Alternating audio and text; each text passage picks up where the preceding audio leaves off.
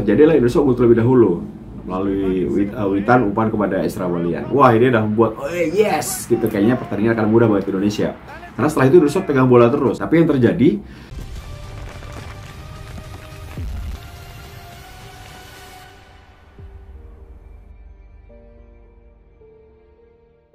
halo teman-teman, kembali di video terbaru dari T10 TV, channel YouTube gua. Dan tentunya kali ini gua akan membahas mengenai tegangnya gua, bahagianya gua, campur aduk pokoknya perasaan gua ketika melihat Indonesia menghadapi Singapura di leg kedua dari semifinal Piala AFF 2020. Tapi alhamdulillah akhirnya Indonesia mampu lolos ke final untuk 6 kali sepanjang sejarah ya. Semoga yang ke-6 kali ini kita dapat gelar, semoga, amin. Oke, kita jangan bahas dulu bagaimana Indonesia menghadapi Thailand di final, tapi gue akan membahas bagaimana ketegangan gua dan juga review pertandingan di mana Indonesia mampu mengalahkan Singapura dengan skor 4-2 atau agregat 5-3. Tapi tentunya untuk yang tidak nonton ini tidak tahu bahwa pertandingan begitu menariknya, dramatis, ada 3 kartu merah, ada 6 gol yang tercipta, ini luar biasa. Sampai perpanjangan waktu, dak-dik-duk-der, ini kalau jantung bisa gue pegangin nih, mau copot rasanya. Dan banyak banget yang mengatakan ini pertandingan paling aneh, paling seru, paling menegangkan dan lain-lain. Tapi intinya hasil akhirnya kita lolos, alhamdulillah ya. Oke, kalau melihat dari susunan pemain yang menarik adalah Irfan Jaya tidak ditampilkan guys sejak awal, justru Rame Rumaki dan memasang Rizky Ridho di lini belakang. Jadi memang ini pergantian yang cukup menarik ya bagi Sintayong yang memang selalu tiap pertandingan berbeda-beda. Ini Nadio penjaga gawang, kanan adalah Asnawi, kiri Pratama Arhan, kemudian Rizky Ridho berpasangan dengan Fahrudin, di depannya adalah Dewa dengan Rahmat Irianto, Rame Rumaki di kiri, Witan Sulaiman di kanan, dari Kika Buaya, dan di depan Ezra Walian. Jadi seolah-olah memakai 5-4-1 atau bisa menjadi 3-4-3 kalau di lapangan ya. Jadi menurut gue ini menarik banget nih. Sintayong memang selalu sulit untuk bisa diprediksi guys. Dan pertandingan berlangsung, lawan juga tampil full team. Mereka juga ingin menang di kandang sendiri setelah 1-1 di leg pertama. Nah, ini yang terjadi adalah Indonesia unggul terlebih dahulu melalui witan umpan kepada Ezra Walian. Wah, ini udah membuat yes gitu, kayaknya pertandingan akan mudah buat Indonesia. Karena setelah itu Indonesia pegang bola terus. Tapi yang terjadi adalah sebuah kepanikan karena ditekan terus. Ada kartu merah dari Safwan Baharudin. Ini pemain andalan mereka sampai sempat terhenti 3-4 menit pertandingan karena memang sangat protes ya dilakukan. Tapi emang jelas dia melakukan pelanggaran, mendorong Rizky Ridho 2 kali justru di depan wasit. Jadi memang wajar gue bilang dapat kartu kuning kedua ya. Jadi kartu merah, red card. Jadi 10 pemain Singapura. Nah, justru setelah itu guys, yang terjadi ada gol yang diciptakan oleh lawan melalui sebuah set piece bola mati. Nah, ini Indonesia menjadi sebuah PR ya. Memang kita harus lebih concern tentang set piece bola mati, entah itu sepak pojok, tendangan bebas. Ini yang berbahaya sekali, yang sering kita alami atau kita sering kebobolan dari set piece bola mati. Dan tendangan Song Woo-yong berhasil menciptakan 1-1 jadi 1-1. Dan half time berharap bahwa wah, ini semoga Sintayong bisa menenangkan anak-anak muda ini, para pemain muda ini untuk lebih tenang. Karena kita udah unggul pemain, kita bermain dengan 11, mereka dengan 10 pemain. Ini harusnya di babak kedua lebih mudah. Yang terjadi adalah babak kedua betul Indonesia terus menekan dengan ada pergantian ya. Ezra Walian digantikan oleh Hani Sagara di menit ke-54. Nah, setelah itu yang terjadi justru kartu merah kedua diperoleh oleh Singapura guys.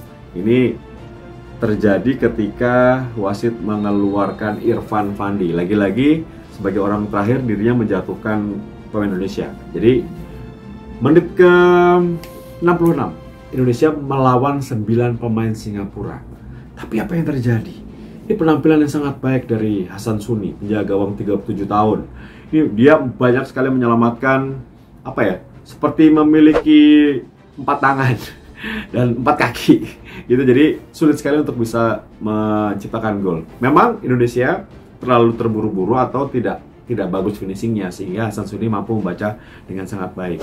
Justru terjadi guys ketika ditekan terus bermain hanya dengan 9 pemain, ada kesalahan elementer, kadang melakukan pelanggaran di daerah kotak penalti atau sekitar kotak penalti. Dan itu harus dihukum dengan sebuah servis bola mati, tendangan bebas yang berhasil dimanfaatkan oleh Sadan Sulaiman. 2-1, gol indah dari Sadan Sulaiman. Dan ini akan menjadi sebuah pekerjaan rumah juga bagi para pemain kita ya, untuk tidak banyak melakukan kesalahan ketika dipres oleh lawan di dekat kotak penalti atau di dalam kotak penalti. Itu bahaya. Kemudian Indonesia bangkit dong, ya, langsung memasukkan Irfan Jaya, kemudian Elkan Bagot, kemudian berubah situasi ketika Pratama Arhan mampu menciptakan gol di menit ke-87 dan 2-2.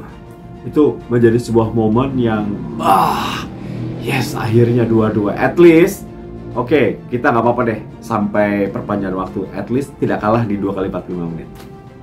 Dan apa yang terjadi, guys? Apa yang terjadi? Setelah gol itu, 2 menit kemudian, tepatnya di menit ke-89, ada penalti goib. Ada penalti aneh menurut gua. Karena wasit asal Jordania ini, wasit ini memberikan call penalti, padahal kalau dalam tayan ulang, itu kena bola.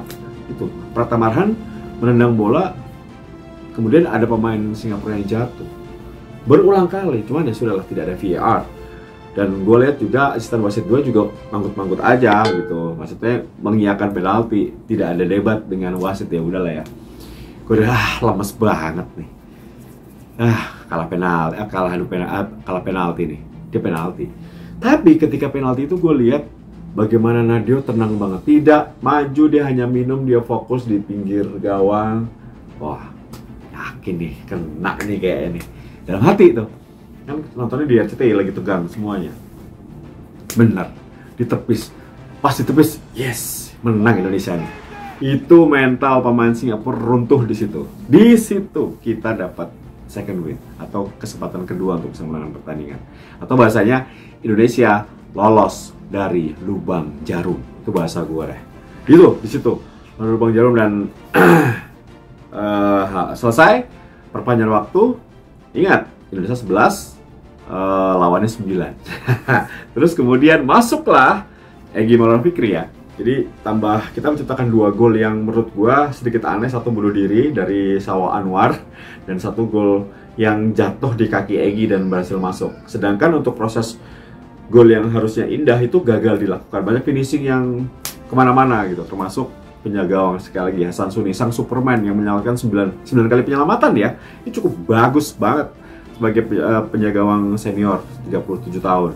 Dan sayangnya ketika di penghujung laga yang gue pikir meskipun Singapura kalah 2-4, tapi gue rasa ini Hasan Suni harus menjadi man of the match. Sayangnya dia kartu merah, guys. Dia menjatuhkan pemain Indonesia, Irfan Jaya kalau tidak salah, dan harus diganjar dengan kartu merah. Ini perjuangan dari Superman.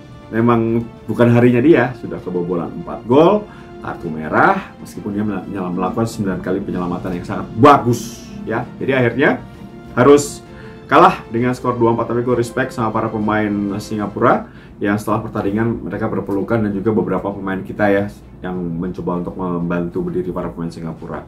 Ini pertandingan yang menguras stamina, menguras emosi, energi, dan juga dakdikdukdir, senam jantung 120 menit.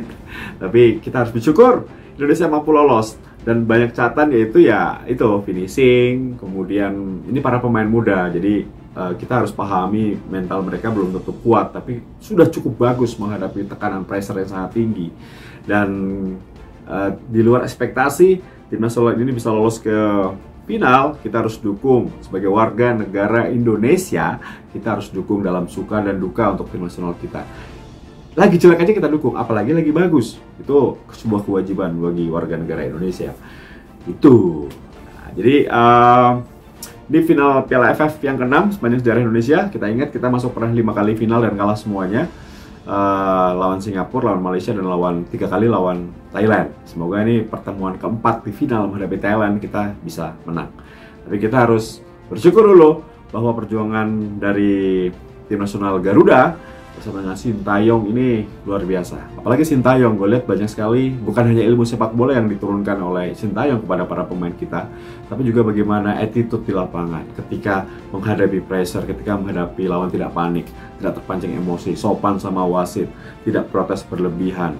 kemudian fisiknya juga kuat, mental juga kuat. Jadi menurut gua ini sebuah hal yang sudah dibangun oleh Sintayong, bukan hanya sepak bola, tapi bagaimana attitude di lapangan pertandingan itu sangat penting. Untuk menjadi juara harus memiliki attitude yang sangat baik, karena olahraga adalah respect sama lawan.